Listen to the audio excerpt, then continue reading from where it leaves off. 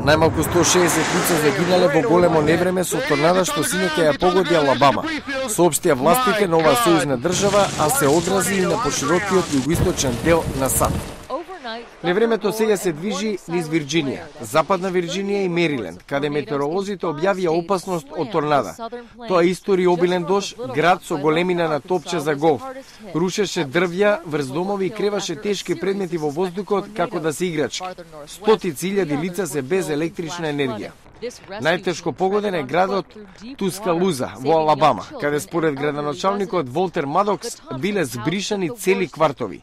Торнада имало и во градот Бирмингем. Гувернерот на Алабама Роберт Бентли ги предупреди жителите дека е можно ново невреме. Председателот Барак Обама објави воредна состојба за Алабама на федерално ниво, со што овозможи помош од федералната влада и изрази сочувство до семејствата на загинатите. Претходно месецов, во невремето што го погоди јужниот дел на САД, загинаа 45 лица.